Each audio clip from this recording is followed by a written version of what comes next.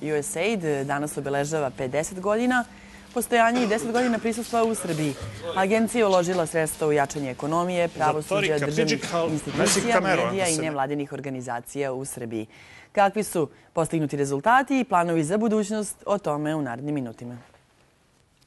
Dekretom američkog predsjednika Johna Kennedyja pre 50 godina osnovana je Američka agencija za međunarodni razvoj USAID, koja razvojnim programima, prvobitno u oblasti zdravstva i obrazovanja, pruža pomoć zemljama širom sveta, najviše afričkim i azijskim.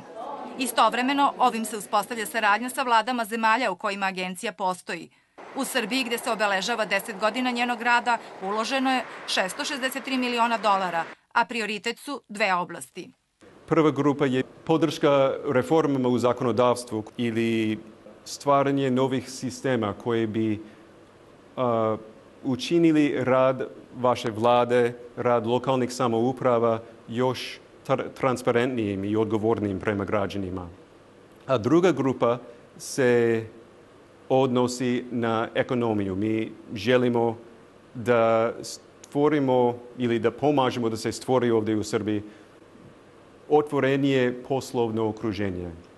Programima tehničke pomoći i edukacijom podstiču se mala porodična i srednja preduzeća.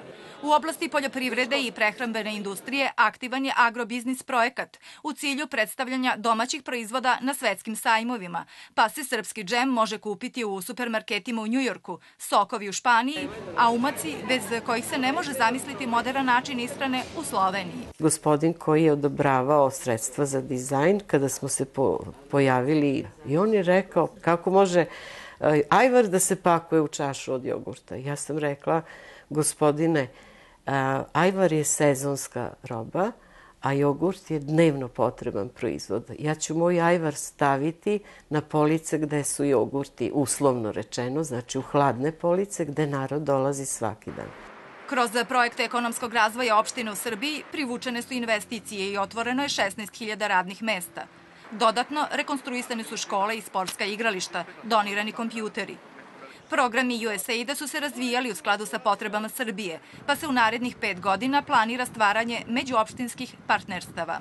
Mi organizujemo u našim američkim kucima širom Srbije pokretnu izložbu i sa izložbom će doći i predstavnici USAID-a i svi ko želi, može ili preduzetnici ili obični građani, vaši gledalci, mogu da dođu i da se upoznaju sa tim predstavnicima.